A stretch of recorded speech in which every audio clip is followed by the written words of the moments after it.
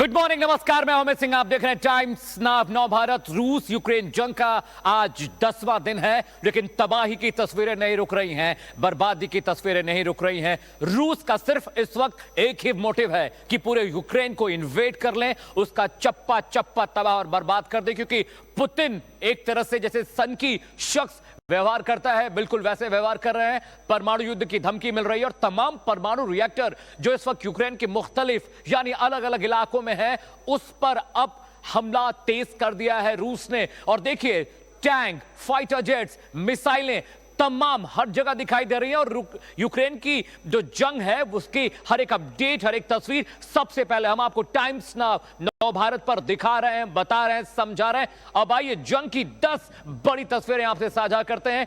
किस तरह से वहां पर बर्बादी की तस्वीरें आई हैं वो देखना आपके लिए जरूरी है। देखिए, सबसे पहली तस्वीर में देख सकते हैं आप, सिर्फ जली हुई चीजें दिखाई दे रही हैं, तबाही ही तबाही है। रिहायशी इलाकों पर हमले हो रहे हैं, टैंक की तस्वीरें आप देख रहे हैं। इसके अलावा देखिए, दूसरी तस्वीर में वो तबाह टैंक हैं जो रशियन फोर्सेस ने यूक्रेनियन आर्मी के से लिए हैं, उन्हें तबाह कर दिए। तीसरी तस्वीर देखिए किस तरह से वहां पर अब दिक्कतें हो रही हैं, क्योंकि अब ये तस्वीरें बताती हैं कि रूस मानने को तैयार नहीं है। अलग अलग तस्वीरें ये बताती हैं कि तबाही तबाही है। हवाई हमले हो रहे हैं, जमीनी हमले हो रहे हैं, और जो स्पेशल इलाके हैं यानी जो सैन्य ठिकाने हैं, साथ ही साथ न्यूक्लियर ठिकाने हैं, वहां पर भी हमले तेज हो गए। अब जंग से जो जुड़ा 10 बड़ा अपडेट है वो आपको बता देते हैं। पहला अपडेट, जेलेंस्की ने देश नहीं छोड़ा है। यह दावा रूस कर रहा था कि जेलेंस्की जो कि यूक्रेन के राष्ट्रपति हैं, देश छोड़कर भाग चुके हैं, लेकिन वो मना कर रहे हैं। दूसरा बड़ा अपडेट, जेलेंस्की ने कहा है कि हम देश छोड़कर नहीं जाने वाले हैं, हम जंग करेंगे। तीसरा बड़ा अपडेट क्या है वो भी आपको बता दें, यूक्रेनी राष्ट्रपति जेलेंस्की नाटो से नाराज हैं। क्यों नाराज हैं इसकी भी आपको तस्दीक कर देते हैं। यूक्रेन में नाटो के आतंकी लड़ाके हैं, वो कह रहे हैं कि हम जो नो फ्लाई जोन का कॉन्सेप्ट है उसे नहीं मानने को तैयार हैं। यूक्रेन में लड़ रहे सैनिकों को भारी नुकसान हुआ है, इसका दावा रशियन सेनेटर, रूसी सांसद ने किया है। इसके अलावा कुलबाकिनो एयरपोर्ट बहुत अहम जगह है, वहां पर भी अब रूसी जो कब्जा था हट चुका है। यूक्रेन ने अब उस पर अपने कब्जे को बहाल कर लिया। साथ ही साथ रूस ने फेसबुक पर बैन लगा दिया और यह कहा है कि ट्विटर, फेसबुक और तमाम सोशल मीडिया पर अगर भ्रांति वाली खबरें फैलाई जाएंगी तो आपको सजा मिलेगी। अगला बड़ा अपडेट क्या है, ब्रिटिश पत्रकार पर यूक्रेन में जानलेवा हमला हुआ है। तमाम मीडिया के लोग इस वक्त यूक्रेन में हैं, हर एक रिपोर्ट, हर एक तस्वीर आपसे साझा कर रहे हैं। इस वक्त जो सबसे बड़ा खतरा वहां के पत्रकारों को भी है। अगला बड़ा अपडेट क्या है वो आपको बता देते हैं। पैराग्वे में यूक्रेन ने समर्थन में विशाल समर्थन किया। अलग अलग देशों में रशिया के खिलाफ प्रदर्शन हो रहा है। लोग कह रहे हैं कि यूक्रेन पर हमले की जो साजिश रची गई, जिस तरह से हमला हुआ है, उसे रोका जाना चाहिए। बड़ी खबर आपको बता रहे हैं, चलिए रुक करते हैं इस वक्त की बड़ी खबर का। बड़ी खबर क्या है वो भी आपके लिए जानना जरूरी है। ब्रेकिंग न्यूज आ रही है, आज रूस यूक्रेन जंग का 10वां दिन है और बड़ी खबर आपसे साझा कर देते हैं, क्योंकि अब जो वहां पर दिक्कतें हैं वो बढ़ती जा रही हैं। यूक्रेन में 10वें दिन भी जंग जारी है। 10 दिन से लगातार रशिया यूक्रेन पर हमला कर रहा है। अगली बड़ी खबर क्या है, चेर्निहिव में रूसी सेना का बड़ा हमला हुआ है। चेर्निहिव में बहुत बड़े धमाके की खबर है, यानी अभी भी हवाई हमले हो रहे हैं, जमीनी हमले हो रहे हैं, मिसाइलों से अटैक हो रहा है। इसके अलावा 10वें दिन की जंग में अब जो तस्वीरें देखने को मिल रही हैं वो बहुत खतरनाक हैं, भयावह हैं। रशिया ने हमेशा कहा कि वो सिविलियन इलाके में हमले नहीं कर रहा है, लेकिन अब क्या हो रहा है, सिविल इलाकों में भी जंग हो रही है, सिविलियन मारे जा रहे हैं। और यूक्रेन की सरकार ने दावा किया कि अब तक रूसी हमले में 300 से ज्यादा सिविलियंस मारे गए। और ये ताजा तस्वीर आपको दिखा रहा है, रूसी सेना का एक बड़ा हमला हुआ है, उसकी तस्वीरें हम आपको दिखा रहे हैं। देखिए किस तरह से पूरा इलाका धूं कर जल रहा है। आग का गुबार देखिए, आग देखिए, क्योंकि अब जो तबाही की तस्वीरें वहां से मिल रही हैं वो ये बताती हैं कि जंग रुकने का नाम नहीं ले रही है। और पुतिन ने सिर्फ एक बात कही है कि जब तक यूक्रेन झुकेगा नहीं वो मानने वाले नहीं है। चेर्निहिव में बड़ा धमाका हुआ है। ये देखिए, एक सिविलियन ने अपने घर से ये वीडियो बनाया है मोबाइल के जरिए, और धुएं का गुबार देखिए। ये हवाई हमला हुआ था, बहुत हैवी मिसाइल्स फायर की गई हैं, और ये सिविलियंस का एरिया है, क्योंकि जिस इलाके से ये वीडियो बनाया गया है, एक सिविलियन ने ये वीडियो बनाया है। धमाका देखिए, धुएं का गुबार देखिए और तबाही के मंजर देखिए।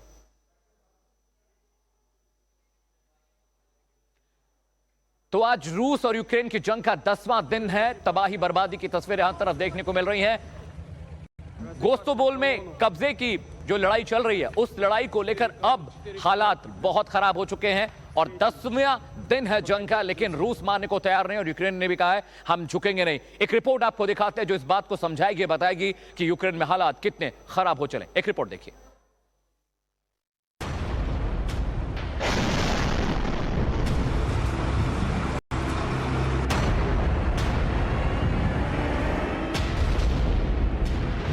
यूक्रेन युद्ध के 10वें दिन हमले का नया अलर्ट।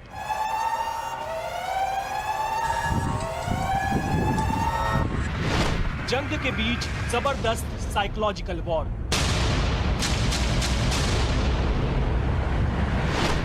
ज़ेलेंस्की के देश छोड़ने का सच क्या है? न्यूक्लियर पावर प्लांट पर हमला या प्रोपेगेंडा? यूक्रेन की राजधानी कीव में गोलीबारी का शोर और चेतावनी का सायरन नॉन-स्टॉप गूंज रहा है। कीव में एयर स्ट्राइक और बमबारी लगातार जारी है। एक तरफ रॉकेट, मिसाइल और बम बारूद से युद्ध चल रहा है, तो दूसरी तरफ रूस और यूक्रेन में साइकोलॉजिकल वॉर भी चरम पर है। रूस ने दावा किया है कि यूक्रेन के राष्ट्रपति वोलोदिमीर ज़ेलेंस्की देश छोड़कर पोलैंड भाग गए हैं, लेकिन यूक्रेन ने इसे खारिज करते हुए ज़ेलेंस्की के कीव में ही मौजूद होने का दावा किया है। यूक्रेन के प्रेसिडेंट ऑफिस की तरफ से एक वीडियो भी रिलीज किया गया है, जिसमें ज़ेलेंस्की ने यूरोपीय देशों से यूक्रेन को बचाने की इमोशनल अपील की। अगर यूक्रेन नहीं बचेगा तो यूरोप भी नहीं बचेगा। अगर यूक्रेन बिखरता है तो पूरा यूरोप बिखर जाएगा। अगर हम जीत जाते हैं, और मुझे अपने लोगों पर, आप पर भरोसा है, तो ये लोकतंत्र की, आजादी की बड़ी जीत होगी। गुरुवार को यूक्रेन के ज़ेपोरिजिया न्यूक्लियर पावर प्लांट पर रूस के हमले की खबर भी पूरी दुनिया में छाई रही। यूक्रेन के सबसे बड़े न्यूक्लियर पावर प्लांट पर हमले को न्यूक्लियर टेरर करार दिया गया, लेकिन अब रूस ने इसे लेकर बड़ा दावा किया है। रूस ने न्यूक्लियर पावर प्लांट पर हमले को फेक न्यूज बताया है। आज की बैठक में यूक्रेन में जो कुछ हो रहा है, उसे लेकर वहां की सरकार की तरफ से बनावटी उन्माद भड़काने की एक और कोशिश है। इसमें उन्हें पश्चिमी देशों का भी पूरा सहयोग मिल रहा है। आज एक बार फिर हमने झूठी खबर सुनी कि रूसी सैनिकों ने ज़पोरिजिया न्यूक्लियर प्लांट पर हमला किया। ये सब रूस के खिलाफ झूठ और दुष्प्रचार के अभूतपूर्व अभियान का हिस्सा है। हालांकि रूस ने ये बात मानी कि न्यूक्लियर पावर प्लांट के करीब दोनों पक्षों की गोलीबारी में आग लगी थी, जिस पर जल्द ही काबू पा लिया गया, लेकिन इससे प्लांट को कोई नुकसान नहीं पहुंचा। रूस ने यह भी कबूल किया कि न्यूक्लियर पावर प्लांट पर 28 फरवरी से ही उसकी आर्मी का कब्जा है। दूसरी तरफ अमेरिका, ब्रिटेन समेत तमाम पश्चिमी देशों ने न्यूक्लियर पावर प्लांट पर अटैक को लेकर रूस को घेरने की कोशिश की। अमेरिका ने इसे युद्ध अपराध और पुतिन के आतंक के शासन का नमूना बताया। ऐसे में सवाल ये कि क्या वाकई न्यूक्लियर पावर प्लांट पर अटैक की खबर साइकोलॉजिकल वॉर का हिस्सा थी? यूक्रेन की जंग में रूस ने भी एक साइकोलॉजिकल बम फोड़ा। रूस ने दावा किया कि नेटो के देश यूक्रेन में आतंकी लड़ाकों को भेज रहे हैं। इसके लिए अमेरिका ने यूक्रेन में क्रोएशिया से 200 भाड़े के सैनिक भेजे हैं। हालांकि नेटो ने रूस के इन आरोपों को सिरे से नकार दिया है। इस बीच नेटो के विदेश मंत्रियों ने ब्रुसेल्स में इमरजेंसी मीटिंग की, जिसमें यूक्रेन की तरफ से उसके आसमान को नो फ्लाई जोन घोषित करने की अपील पर मंथन हुआ, लेकिन नेटो ने फिलहाल यूक्रेन की अपील को मानने से इनकार कर दिया है। We have made it clear that we are not going to move into Ukraine, neither on the ground or in the Ukrainian airspace. And of course, the only way to implement a no-fly zone is to send NATO planes, fighter planes, into Ukrainian airspace, and then impose that no-fly zone by shooting down Russian planes. And our assessment is that we understand the desperation, but we also believe that if we did that, we'll end up with something that could end in a full-fledged war in Europe, involving many more countries. and causing much more human suffering. हालांकि NATO के देश अपनी air space को बंद कर रूस पर अंकुश लगाने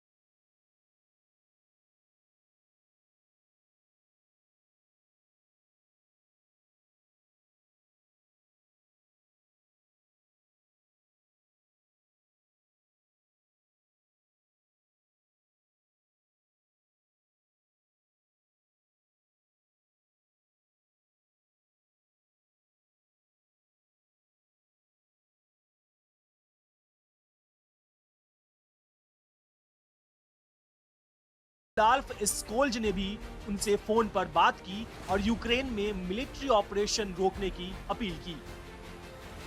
इन सब के बीच बड़ा सवाल यह है कि क्या रूस अब रुक जाएगा? क्या तीसरे राउंड की बातचीत में युद्ध विराम का रास्ता निकल आएगा? फिलहाल रूस और यूक्रेन के स्टैंड को देखकर मुकम्मल कुछ भी कहना मुश्किल है। Bureau report, times now Navbharat.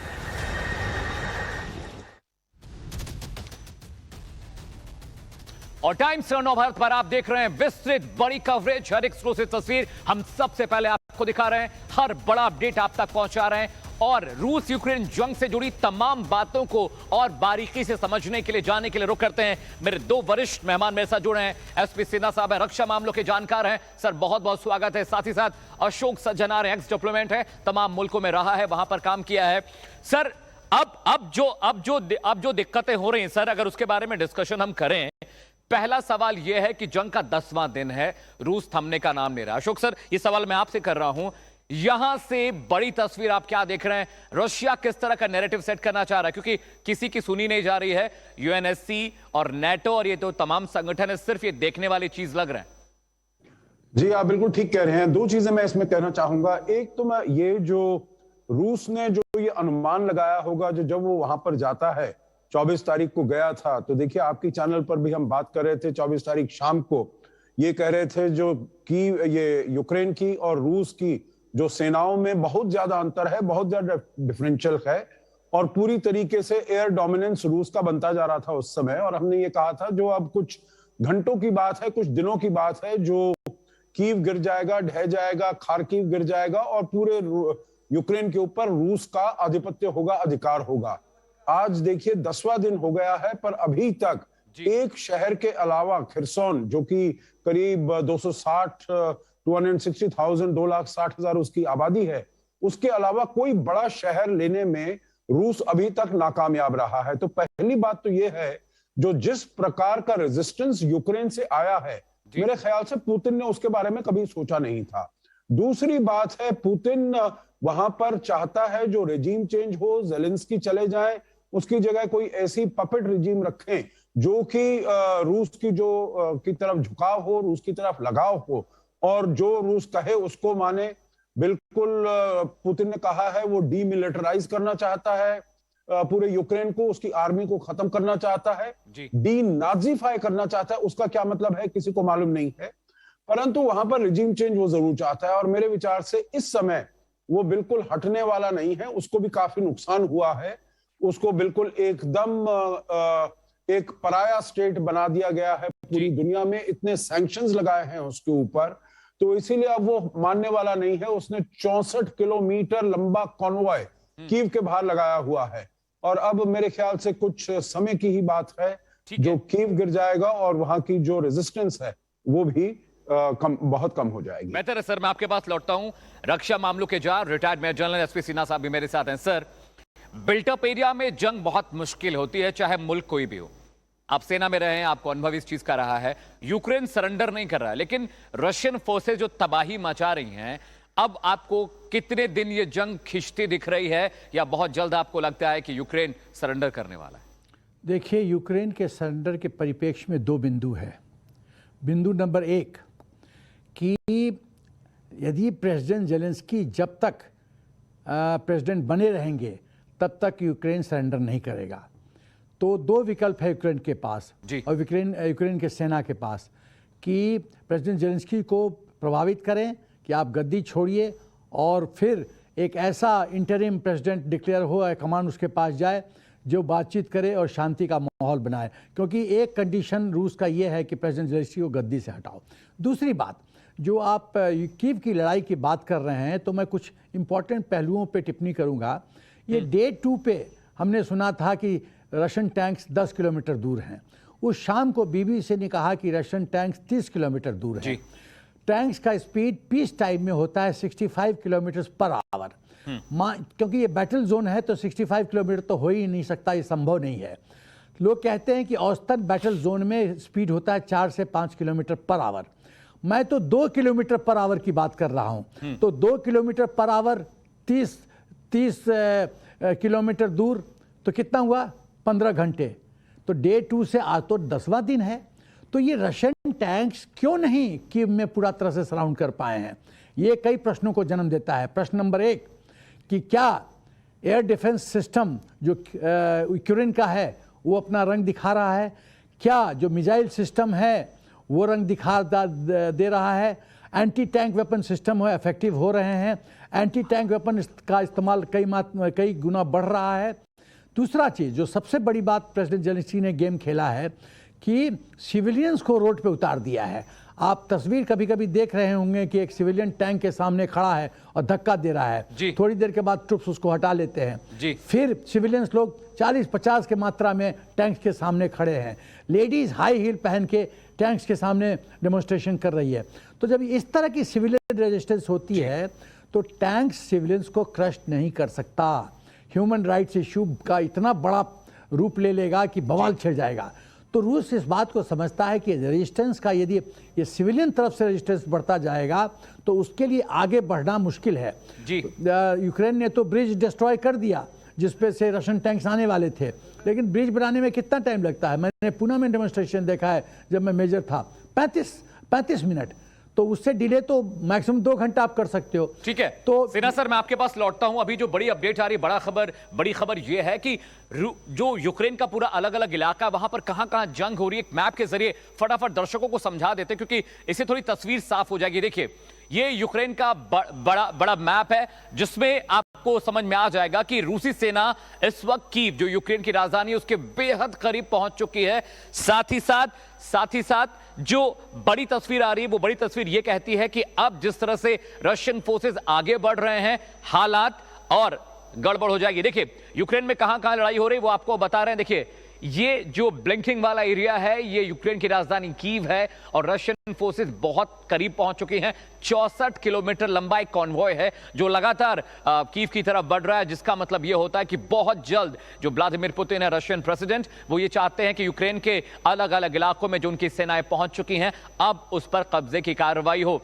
साथ ही साथ आपको एक बात और समझाना जरूरी हो जाता है, क्योंकि जिस तरह से अब तमाम परमाणु रिएक्टर पर रशियन कब्जा कर रहे हैं, सैन्य ठिकानों पर कब्जा हो चुका है, हवाई अड्डों पर कब्जा हो चुका है, प्रशासनिक इमारतों पर कब्जा हो चुका है, तो अब ये जंग लगभग रशियन फोर्सेस के हक में जाती दिख रही है, क्योंकि यूक्रेन की जो हालत है वो बेहद खराब हो चुकी है। खबर यह भी आ रही है कि जेलेंस्की देश छोड़कर जा चुके हैं, लेकिन यूक्रेनी मीडिया की तरफ से यह सफाई आई है कि नहीं, वो अभी देश में है और जंग में लगातार अपने लोगों का हौसला बढ़ा रहे हैं। मेरे साथ अशोक सर हैं। अशोक सर, मुझे ये बताइए, जिस तरह से रशियन फोर्सेस इन्वेड कर रही हैं, नेटो की जो नाटो की भूमिका है वो बिल्कुल खराब हो चुकी है, उसका मतलब समझ में नहीं आ रहा है।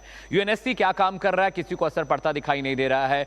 नाटो से अब यूक्रेन की तलखी बढ़ती जा रही है। अमेरिका ने सिर्फ बड़े बड़े ऐलान कर दिए अपने सीनेट में, लेकिन क्या हो रहा है ये समझ में नहीं आ रहा। जेलेंस्की ने कहा कि भाई नो फ्लाई जोन बना दीजिए ताकि थोड़ा महफूज हो सकें, तो नाटो ने उसके लिए मना कर दिया।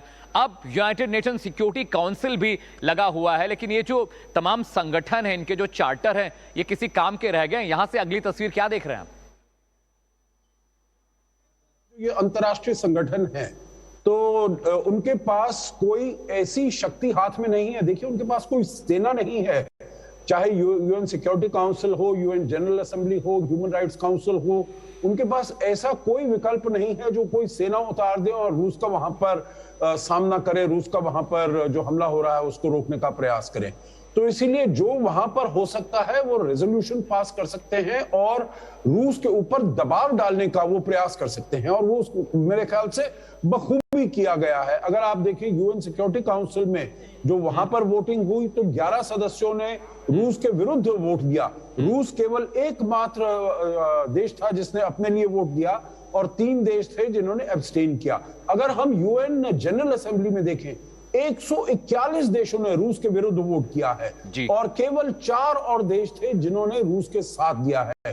35 देशों ने एब्सटेन किया है। वैसे ही यूएन ह्यूमन राइट्स काउंसिल में 47 सदस्य हैं, 32 ने रूस के विरुद्ध वो किया है और केवल 2 ही हैं जिन्होंने रूस का साथ दिया है। तो मैं कहूंगा पूरी दुनिया में रूस आइसोलेट हो गया है और इसीलिए उसके ऊपर वो दबाव डालने का। दूसरी बात, बहुत संक्षिप्त में मैं कहूंगा, जो नेटो की आप बात कह रहे हैं, देखिए 2 चीजें नेटो ने हमेशा से ये कही थी। एक तो हम अपने सोल्जर्स ग्राउंड पर नहीं लाएंगे, no boots on the ground, वहां पर अपने सोल्जर्स को हम लड़ने के लिए नहीं भेजेंगे। और दूसरी बात, अगर वहां पर नो फ्लाई जोन करने का उनको जो गुहार की गई है, उनके साथ उनको जो रिक्वेस्ट की गई है, अगर वो अपने हवाई जहाज भेजते हैं और वहां पर रूसी हवाई जहाजों के साथ उनकी मुठभेड़ हो जाती है तो वो भी मतलब हो गया जो नेटो और रूस के बीच में जंग शुरू हो गया।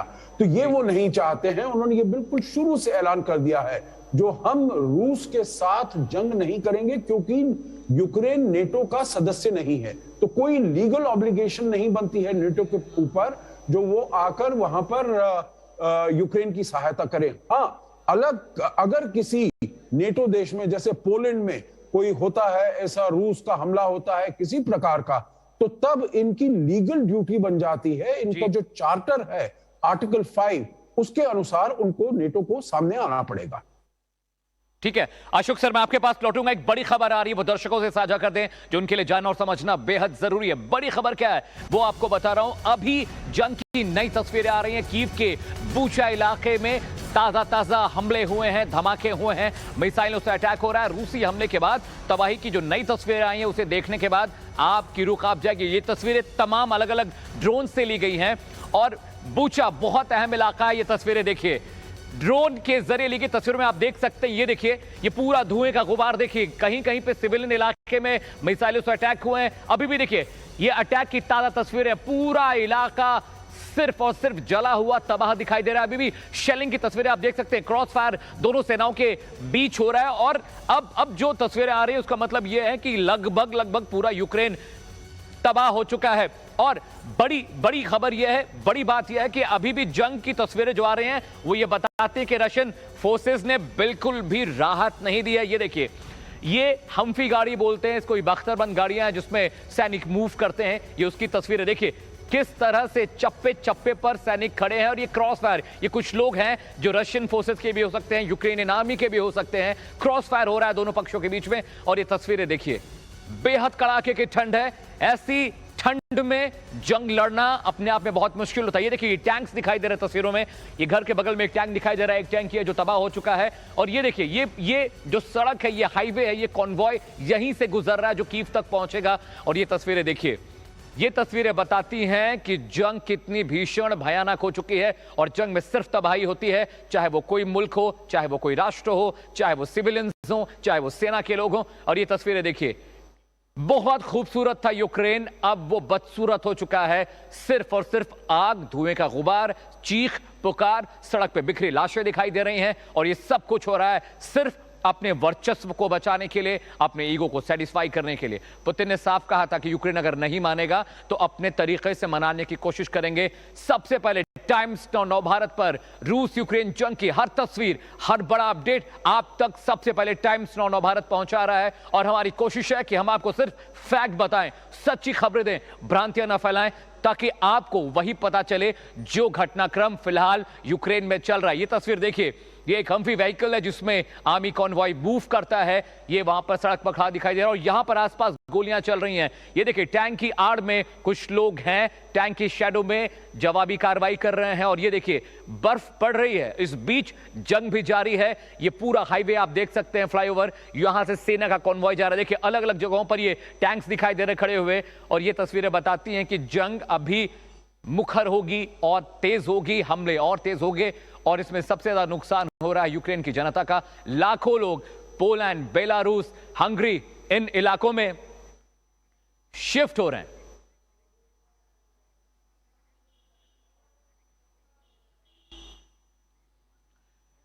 और इस बीच एक बड़ी खबर आ रही है, उसका रुख कर लेते हैं। ऑपरेशन गंगा के तहत भारत सरकार, मिनिस्ट्री ऑफ एक्सटर्नल अफेयर्स लगातार ये कोशिश कर रही है कि जो भारतीय स्टूडेंट यूक्रेन के अलग अलग इलाकों में फंसे हुए हैं उनको किसी भी तरह से इवैक्यूएट किया जाए, सही सलामत स्वदेश लेकर लौटे। और भारत सरकार ने बहुत बड़ा ऑपरेशन प्लान किया है। देश के 4 बड़े कैबिनेट मंत्री वहां पर गए हैं इस पूरे ऑपरेशन को मॉनिटर करने के लिए। रोमानिया, पोलैंड, ये तमाम वो देश हैं जहां पर ये सारे कैबिनेट मंत्री गए। हरदीप सिंह पुरी वहां पे गए, वीके सिंह वहां पे गए हैं, civil aviation minister Jyotiraditya Scindia भी वहां पहुंचे हुए हैं, साथ ही साथ किरण रिजिजू। ये तमाम जो कैबिनेट मिनिस्टर्स हैं ये अलग अलग इलाकों में हैं, यूक्रेन से सटे जो मुख्तलिफ देश हैं वहां पर हैं, ताकि वहां से बेहतर तरीके से जो इवैक्यूएशन प्रोसेस है उसको मॉनिटर किया जा सके। साथ ही साथ भारत सरकार ने अब C-17 ग्लोब मास्टर, जो भारतीय वायुसेना का हैवी लिफ्ट विमान है, उसका इस्तेमाल कर रहे हैं। और आज शाम तक रोमानिया, पोलैंड, स्लोवाकिया से बहुत सारे जो स्टूडेंट है वो पहुंच रहे हैं। आज कुल 2200 से ज्यादा भारतीय छात्र इवैक्यूएशन प्रोसेस के तहत भारत पहुंच रहे हैं। कुल 15 फ्लाइट अभी संचालित हो रही है, फ्लाई कर रही हैं, जिसके जरिए यूक्रेन के आसपास के देशों में फंसे जो भारतीय स्टूडेंट हैं उनको सही सलामत स्वदेश लेकर लौटा जाए। अभी भी ये खबर आ रही है कि बहुत सारे भारतीय स्टूडेंट कीव के आसपास के इलाकों में फंसे हुए हैं, जहां पर अभी भी हैवी शेलिंग हो रही है, गोलीबारी हो रही है। और भारत सरकार कोशिश कर रही है कि उनको भी वक्त रहते सही सलामत स्वदेश लेकर लौटा जाए। 629 भारतीयों को लेकर एक विमान पहुंचा है, C-17 globe master heavy lift विमान है।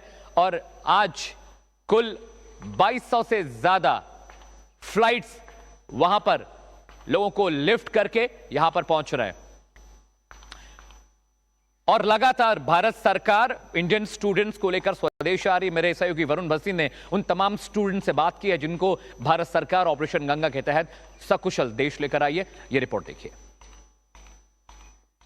बहुत दिनों से, चाहे वो माता पिता की बात करें, वो परेशान भारत में बैठे जो बच्चे हैं, वो इस वक्त वो युद्ध के स्थिति जो थी उसके बीच में से निकल कर आए। वो बॉर्डर पार करना इस वक्त आसान नहीं है। हर बच्चा बता रहा है कि यूक्रेनियन जो पुलिस थी, जो ट्रेन पे चढ़ना था तो ट्रेन पर चढ़ने से रोका गया, और अगर जब बॉर्डर क्रॉस करना था तो उनके साथ इस वक्त वहां पर अच्छा बर्ताव नहीं हुआ। ये बहुत सी ऐसी मुश्किलें हैं जिनके बाद से ये बच्चे पहुंच रहे हैं। मिठाइयां आपको नजर आ जाएंगी और भी पेरेंट्स उनसे बात करते हैं। सर, एक माता पिता की बात मैं जान सकता हूं, आपकी आंखों से इस वक्त आंसू झलक रहे हैं, लेकिन एक आस मतलब वो होती है कि एक ऑपरेशन गंगा चलाया जा रहा है, बच्चे से थोड़ी थोड़ी बात हो रही है, क्या कुछ चल रहा था सर? बड़ा अच्छा लग रहा है साहब, उनका मोदी जिंदाबाद, भारत सरकार जिंदाबाद, इंडिया जिंदाबाद, भारत जिंदाबाद। अभी सब बच्चे देखो, सब देशों के, कोई देश का बच्चा नहीं आया जो मोदी जी ने लेके आए यहाँ, सब बच्चे अपने लेके आ गए। एक एक आदमी को, एक एक बच्चे को लेके आ रहे हैं। जिंदाबाद इंडिया। मैम, मतलब वो कैसी स्थिति, मतलब मैं जान सकता हूं कि आपके बहुत मुश्किल दिन होंगे जो जब से 24 तारीख से हम देख रहे थे, जब बातचीत हो रही थी, तो मैम वो कैसे, मतलब और माता पिता जिनके अभी बच्चे पहुंचने वाले हैं उनके 4 दिन बंकर में रहे थे। 4 दिन बंकर में मैं आप दोनों से सिर्फ इसलिए जानना चाह रहा हूँ कि जो बच्चे अभी भी हैं उनके पेरेंट्स को या फिर उन बच्चों को आप क्या बताना चाहते हो कि ऐसा करें? वो भी है, उनको भी मोदी जी निकाल दें। हर पेरेंट्स ऐसे है जैसे हमारे बच्चे हैं। मतलब हमें बस थोड़ा टाइम मिलता था बाहर जाने के लिए, सामान लेने के लिए। तो जो अभी शायद वो बच्चे हैं, अगर वो ये सब देखें तो आप उनको क्या कहना चाहते हो, किस तरीके से, क्योंकि वो सिचुएशन अभी भी सब समझने की कोशिश कर रहे हैं। एक साथ रहें, अलग अलग ना हो, बाहर अकेले ना निकले, बस ऐसा अकेला निकले। तो आप लोगों ने किस तरह से, क्योंकि वो बॉर्डर का बर्ताव हम सबसे सुन रहे हैं तो वो बहुत मुश्किल। हमारे स्लोवाकिया का तो सही है, हंगरी और पोलैंड का तो गंदा है, बहुत गंदा है वहाँ पे। निकलवा के तो बहुत अच्छा, हमें तो 10 मिनट में निकल गए थे इमिग्रेशन से। अभी हम बात करें तो पेरेंट्स को कितने आज राहत की सांस उन्होंने ली है, एक शुक्रिया था भारत सरकार का भी है, लेकिन वो बच्चे जिस तरह से बॉर्डर पर पहुंचे उनकी हिम्मत की दाद, और ये बच्चों की तरफ से बताया जा रहा है कि वहां पर भी जो काम आई थी वो यूनिटी काम आई थी कि एक साथ रहें, और जो पेरेंट्स भारत में हैं उनके तरफ से ये मैसेज है कि उम्मीद बनाए रखें, क्योंकि इस वक्त आपको भरोसा करना होगा, अपने बच्चों पर भरोसा करना होगा, जो भारत सरकार बॉर्डर्स पर उनके लिए खड़ी है उन पर भरोसा करना होगा, और एक एक भारतीय को निकालकर वापस लाने की जो ऑपरेशन गंगा है वो लगातार चल रहा है। वीडियो जर्नलिस्ट राधे के साथ वरुण भसीन, टाइम्स नाउ नव भारत, दिल्ली। और आज रूस यूक्रेन जंग का 10वां दिन है। तबाही की तस्वीरें लगातार जारी हैं। टाइम्स नाउ नव भारत पर आप सबसे विस्तृत, सबसे बड़ी, सबसे सटीक कवरेज देख रहे हैं। हमारे संवाददाता प्रदीप दत्ता वहां पर ग्राउंड जीरो पर हैं, जो लगातार वहां से तस्वीरें अपडेट भेज रहे हैं। साथ ही साथ जंग के दौरान क्या तबाही हुई है, किस तरह से जंग की अपडेट है, वो हम लोग वॉर जोन से लगातार आपको बता रहे हैं। और दो वरिष्ठ मेहमान मेरे साथ बने हुए हैं। अशोक सज्जनार हैं, एक्स डिप्लोमेट हैं, साथ ही साथ एसपी सिन्हा साहब हैं, जो रक्षा मामलों के जानकार हैं, लंबा अनुभव रहा है। सर, सबसे पहले मैं आपसे सिन्हा सर, मैं आपसे पूछ रहा हूं ये सवाल, क्योंकि अब यूक्रेन कह रहा है कि वो झुकने का नाम नहीं ले रहा है, वो झुकेगा नहीं। रशिया ने साफ कर दिया है कि भाई हम भी मानने वाले नहीं। लेकिन इस बीच रशिया जो माइंड गेम खेल रहा है उसके मुताबिक वो जो न्यूक्लियर पावर प्लांट है सर, वहां पे कब्जा कर रहा है, सैन्य ठिकानों पर हमला करके उस पर कब्जा कर रहा है। तो अब आगे की स्ट्रैटेजी रशिया की आप किस तरह से देखते हैं बतौर डिफेंस एक्सपर्ट? देखिए, रशिया की स्ट्रैटेजी बहुत साफ है कि धीरे धीरे धीरे वो यूक्रेन का जो लड़ने की इच्छा शक्ति है उसको कमज़ोर करता जा रहा है जी। जपोरोजिया में जो न्यूक्लियर पावर प्लांट पे जो लोग कह रहे हैं कि अटैक हुआ है, उसको बहुत हुआ बना रहे हैं, उसकी सच्चाई मैं बताना चाहता हूँ। वो जपोरोजिया में जो न्यूक्लियर थर्मल पावर प्लांट है, उसके मेन कोर बिल्डिंग पे अटैक नहीं हुआ है, कोर फैसिलिटी पे अटैक नहीं हुआ है। अटैक हुआ एडम एरिया में और ट्रेनिंग एरिया में, और वहाँ वो रशियन टैंक्स थर्मल इमेजिंग के माध्यम से उन्होंने मिसाइल फायर किया है, वहाँ आग लगी है। वो आग को रोक लिया गया है, तो खतरा कोर फैसिलिटी जो था उस पर खतरा नहीं है। दूसरी बात कि ऐसा यदि हादसा होता भी है तो ऐसे पावर प्लांट में एक फैसिलिटी होती है ऑटोमेटिक स्विच ऑफ का, जिससे पूरा जो फैसिलिटी है वो सुरक्षित हो जाती है। तीसरी बात कि जो इशू है कि मेंटेनेंस इशू है कि हाँ, यदि लोग वहाँ जाएंगे नहीं तो मेंटेनेंस कौन करेगा। तो जो रणनीति मैं देख रहा हूँ कि जपोरोजिया में थर्मल पावर प्लांट को टेक ओवर करके अब क्या है कि रूस गैस सप्लाई कंट्रोल करेगा। यदि गैस सप्लाई कंट्रोल करेगा और गैस की जो सप्लाई की में क्वांटिटी में कमी होगी, तो आप सोचिए कि लोग ठंड से मरना शुरू होंगे, तो उनका जो लड़ने की इच्छा शक्ति है वो तो कमज़ोर होगा। वही रूस करना चाहता है। रूस सिविलियन और प्रेसिडेंट जेलेंस्की के बीच में गैप क्रिएट करना चाहता है कि प्रेसिडेंट जेलेंस्की अपनी लड़ाई लड़ें, सिविलियंस हमारे साथ हो जाएं कि भाई हमको बचने दो, जेलेंस्की को जो करना करो। तो ये जो स्ट्रैटेजी है डिवाइड करने का, ये रणनीति की तरह है।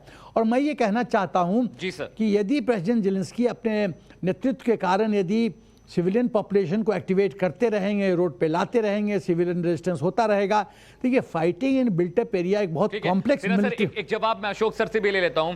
सर, भारत ने दोनों बार जब वोटिंग हुई तो रशिया के खिलाफ वोट नहीं किया। इंटरनेशनल कूटनीति की बात करें तो क्या अमेरिका के साथ रिश्तों में कोई तलखी होती देख रहे हैं, या यूरोपीय यूनियन के साथ भारत के रिश्तों को आप किस तरह से देखते हैं आने वाले कुछ सालों में? देखिए, मैं नहीं समझता हूं जो अमेरिका और भारत के बीच में जो संबंध है उसमें कुछ तल्खियत आएगी। अभी हमने देखा है जो पहले विदेश मंत्रियों की मुलाकात हुई थी, क्वाड की मेलबर्न में इन पर्सन मुलाकात हुई थी, और उसमें भारत ने बिल्कुल ये बता दिया था जो हमारे जो संबंध हैं रूस के साथ वो अपने उस पर लेवल पर स्टैंड करते हैं। और आपने देखा होगा जो मेलबर्न से जो डॉक्यूमेंट निकल कर आया था, जो जॉइंट डिक्लेरेशन, जॉइंट स्टेटमेंट निकल कर आया था, उसमें यूक्रेन के बारे में कुछ नहीं था। आपने अभी ये भी देखी होगी नेड प्राइस जो कि हैं इसके स्टेट डिपार्टमेंट के, यूएस स्टेट डिपार्टमेंट, विदेश मंत्रालय के उसके जो स्पोक पर्सन हैं, उन्होंने भी ये कबूल किया था जो भारत के रिश्ते जो रूस के साथ हैं वो अपनी जगह पर हैं, हमारे रिश्ते अपनी जगह पर हैं, और वो समझते हैं कि क्यों जरूरत है भारत को रूस के साथ अच्छे संबंध बनाने की। आपने देखा होगा assistant secretary of state Donald Lu ने भी वहां पर सेनेट फॉरेन रिलेशंस कमेटी के सामने यही बात कही है। तो मैं समझता हूं जो एक तो जो अमेरिका में ये अच्छी समझ है जो भारत क्यों ऐसा स्टैंड ले रहा है।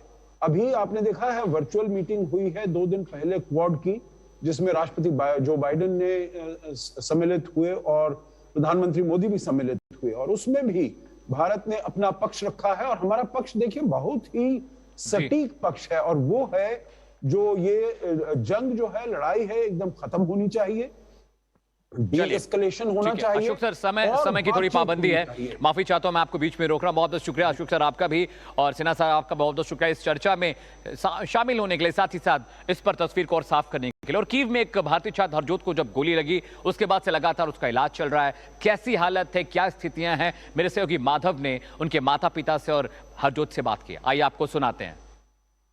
तो बड़ी खबर यह है कि कीव में जिस भारतीय छात्र को गोली लगी थी हरजोत को, उसकी स्थिति कैसी है ये समझना जानना जरूरी है, क्योंकि माता पिता लगातार परेशान थे, स्थितियां क्या हैं। और हरजोत भी लगातार अपील कर रहा है भारत सरकार से कि वक्त रहते उसको वहां से इवैक्यूएट किया जा सके। अब माधव जो मेरे सहयोगी हैं उन्होंने बात की है हरजोत से और हरजोत के परिवार से, आइए आपको एक बार फिर से सुनाते हैं। सर 3 से 4 बार मेट्रो। हमारे साथ जुड़ने के लिए बहुत बहुत धन्यवाद हरजोत। सबसे पहले हमें यह बताएं कि उस वक्त क्या घटना हुई थी, कैसे ये इंजरी लगी थी आपकी बुलेट की? सही ये वाकया लास्ट मंथ का। मैं कीव से लवीव जाने के लिए यहाँ पे एक वोक्जालना मेट्रो स्टेशन है, मैं उसकी तरफ जा रहा था। मैंने वहां पे जाकर के सर 3 से 4 बार मेट्रो ट्राई करी, हमें बोर्डिंग करने नहीं दिया गया किसी को भी। देन उसके बाद सर हमने डिसाइड किया कि वेस्टिंग ऑफ टाइम से बेटर है सर कि हम लोग प्राइवेट कैब हायर करते हैं। प्राइवेट कैब हमने हायर किया, $1000 फाइनल करके हम लोग निकल पड़े। हम 3 बंदे थे शेयरिंग में। देन आफ्टर दैट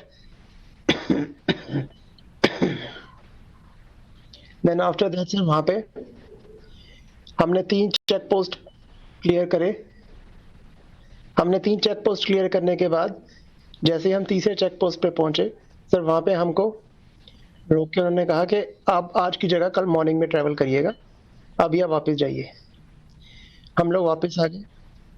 जैसे हमने सिटी में एंटर किया, फर्स्ट गोली सर मेरी आंखों के सामने से, मैं बैक सीट पे बैठा था कार के लेफ्ट हैंड साइड में, शीशा चीरती हुई बाहर निकली थी। देन उसके बाद हम सब डर गए थे, तो हम लोग कार के अंदर ही नीचे बैठ गए थे। कंटिन्यू फायरिंग स्टार्ट हो गया।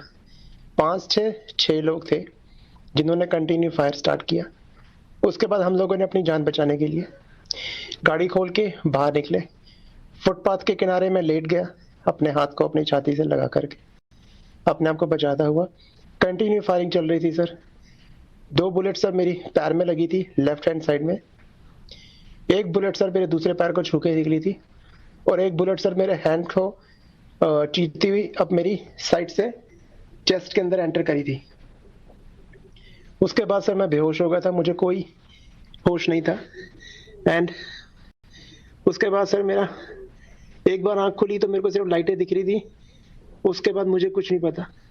लास्ट उसके बाद जो मेरी आंख खुली 2 तारीख को खुली, 2 मार्च को रात को 10 बजे, and I was in the ICU। Doctors ने मेरे को सारा सिनेरियो बताया। फिर उन्होंने मेरे को बताया कि आपके गोली लगी थी, कुछ बुलेट्स आपको छू के निकली हैं, कुछ बुलेट्स आपके बॉडी में थी जो हमने निकाली हैं। Now you are safe, if you want to go you can. So मैंने उनको यही बोला कि मेरा यहाँ कोई नहीं है, मैं कहाँ जाऊँ, मैं यहाँ पे रहना चाहता हूँ। Who was it who shot at you? Who was it who shot at you, Harjot? Do you know the identity कि किसने गोली मारी आपको?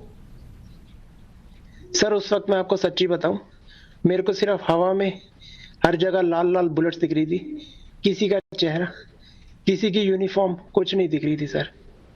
उस वक्त तो मैं होप खो बैठा था कि मैं अब जिंदा भी रहूंगा या नहीं रहूंगा। जी, और आपके साथ के जो लोग थे क्या वो बच पाए थे वहां से? सर बाकी मेरे से किसी से अभी तक किसी का कांटेक्ट नहीं है, क्योंकि मैं बेहोश हो गया था। उसके बाद जो मेरी आंख खुली थी 2 मार्च को रात को 10 बजे ICU में खुली थी। फिर उन्होंने मुझे बताया कि आप 4 से 5 घंटे सड़क पे बेहोश थे जी। हम आपको उठा के लाए थे एम्बुलेंस में इस हॉस्पिटल में, सेंट्रल में ये हॉस्पिटल है, कीव क्लिनिकल हॉस्पिटल नंबर 17। तब से मैं यहाँ पे हूँ सर। जी, आपको हिम्मत देने के लिए लेकिन हरजोत हमारे साथ जुड़ रहे हैं आपके पेरेंट्स यहाँ दिल्ली से, केसर सिंह जी और प्रकाश कौर जी हमारे साथ जुड़ रहे हैं। प्रकाश कौर जी, क्या कहना चाहेंगे? इतनी मुश्किल परिस्थितियों से गुजरे हैं हरजोत, आप उन्हें क्या कहना चाहेंगे हिम्मत देने के लिए? मैं यही कहूँगी कि बस अपनी हिम्मत रखो और हिम्मत रख के बस वापस आ जाओ। और केसर सिंह जी, आप क्या कहना चाहेंगे? मैं तो यही कहना चाहूँगा कि इसको भी हिम्मत, अपनी जैसे इसने हिम्मत रखी है हिम्मत रखे, हौसला रखे। भगवान की दया से इसकी जान बच गई। और बस ये है कि अब जैसे भी हो, मैंने गवर्नमेंट से भी ये रिक्वेस्ट है कि किसी तरीके से बच्चे को, मेरे बच्चे को छोड़ मेरे सारे और भी जो मेरे बेटे बेटियां वहाँ बैठे हैं, सबको बड़े हिफाजत से हमारी सरकार से विनती है कि ये लेके आ जाएं, क्योंकि बच्चे जो हैं वहाँ से नहीं आ सकते। मेरे बेटे का पैर फ्रैक्चर है, गोलियां लगी हैं, वहाँ चल नहीं सकता। कोई ऐसे तरीके से गाड़ी हो, कुछ हो, सीज फायर रुकवाएं रशिया से बोल के मोदी जी, तो वहाँ से बच्चों को निकालें, बसें लगाएं और बॉर्डर पर पहुँचाया जाए। बस यही रिक्वेस्ट है मेरी। और बच्चे बेटे से ये है कि हौसला रखो बेटे, कोई नहीं, समय यहाँ निकल जाएगा। और हरजोत, क्योंकि कीव के बाहर रशियन आर्मी खड़ी है, तो क्या आपने डिमांड की है डॉक्टर से या हॉस्पिटल अथॉरिटीज से कि आपको एम्बुलेंस के माध्यम से लवीव या किसी और शहर में शिफ्ट किया जाए? सर जैसे मर्जी मेरे को यहाँ से निकाला जाए, मैं अपने देश वापस आना चाहता हूँ, इंडिया। मेरे को मेरे ऊपर वाले ने, मेरे रब ने नई जिंदगी दी है, इसको मैं जीना चाहता हूँ सर। बिल्कुल, गवर्नमेंट है सर, गवर्नमेंट कुछ भी कर सकती है। गवर्नमेंट है, वो एक पल में चाहे तो काया पलट सकती है, बट वो करना चाहे तो सर, मेरी तो रिक्वेस्ट है, मेरे को विश्वास है हमारी गवर्नमेंट पे करेगी सर। प्लीज आपके माध्यम से भी मैं यही कहना चाहूंगा कि प्लीज हेल्प करी जाए।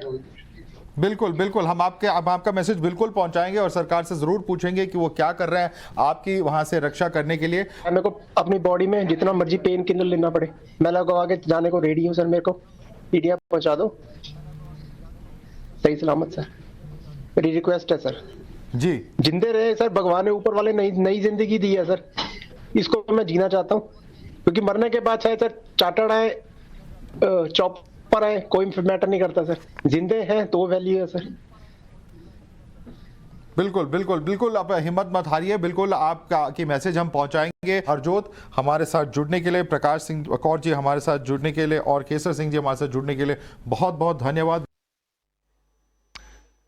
और इस खबर के बाद आए रुक करते इस वक्त की बड़ी खबर, ब्रेकिंग न्यूज का। नेशनल मेडिकल कमीशन ने उन स्टूडेंट के लिए बड़ा फैसला लिया है जो यूक्रेन से यहां पर आए हैं।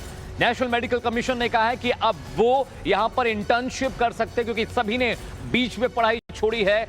यूक्रेन से मेडिकल के जो स्टूडेंट अभी भारत लौटे हैं उनके लिए राहत वाली खबर है, क्योंकि नेशनल मेडिकल कमीशन ने यह कहा है कि अब वो भारत में रहकर अपनी इंटर्नशिप पूरी कर सकते हैं।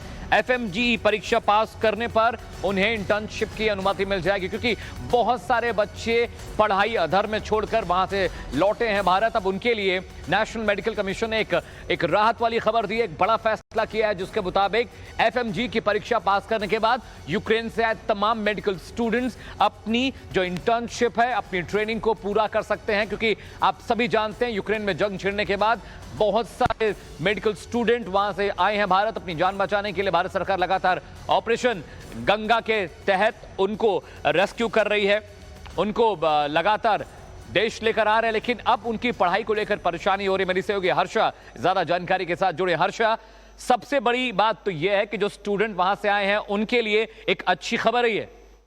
बिल्कुल, देखिए उनके लिए बहुत ही बेहतर खबर है, क्योंकि कोविड और वॉर ये ऐसी सिचुएशंस है जिसके तहत नेशनल मेडिकल कमीशन ने पहले कोविड के दौरान ही कहा था कि जो बच्चे फॉरेन से रिटर्न हुए हैं वो जो इंटर्नशिप के लिए अप्लाई कर सकते हैं। लेकिन अब जो यूक्रेन से बच्चे लौटे हैं उनके लिए जो एक्सटेंशन है इंटर्नशिप का वो एक्सटेंड कर दिया गया है। पहले एक्सटेंशन डेट नवंबर 18, 2021 थी, लेकिन अब इसको बढ़ा दिया गया है यूक्रेन से जो बच्चे आए हैं। लेकिन जरूरी है कि उन्होंने जो फॉरेन मेडिकल ग्रेजुएशन का एग्जाम होता है उसको क्लियर किया हो। अगर उन स्टूडेंट्स ने ये क्लियर किया हुआ है तो वो इंटर्नशिप के लिए अप्लाई कर सकते हैं और अपनी बची हुई इंटर्नशिप इंडिया में पूरी कर सकते हैं। इसके लिए जरूरी है कि 54 मंथ्स की उनके पास फॉरेन मेडिकल डिग्री हुई हो, और जो इंटर्नशिप 12 महीने की होती है वो अगर बीच में रुक गई है तो वो यहाँ कंप्लीट कर सकते हैं। तो देखिए बहुत अच्छा मौका है उन मेडिकल छात्रों के लिए जो कि यूक्रेन में अपनी इंटर्नशिप बीच में छोड़ करके आए हैं, अपनी MBBS की पढ़ाई बीच में छोड़ करके आए हैं। हिंदुस्तान गवर्नमेंट ने फैसला लेते हुए जब नेशनल मेडिकल कमीशन के साथ कल जब बैठक की थी हेल्थ मिनिस्ट्री ने, तो तमाम पहलुओं को सोचा और कहा कि सिर्फ स्टेट में ही नहीं, बल्कि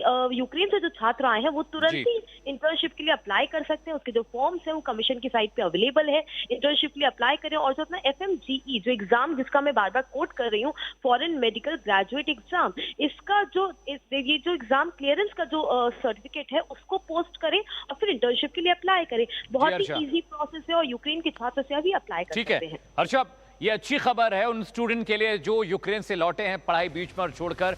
और टाइम्स नाउ भारत पर यूक्रेन जंग से जुड़ी हर बड़ी खबर, हर बड़ी तस्वीर सबसे पहले हम आपको दिखा रहे हैं, समझा दे रहे हैं, हर अपडेट आप तक पहुंचा रहे हैं। फिलहाल यहाँ रुक रहे हैं एक छोटे से ब्रेक के लिए, लेकिन टाइम्स नाउ भारत पर खबरों का सिलसिला लगातार जारी है।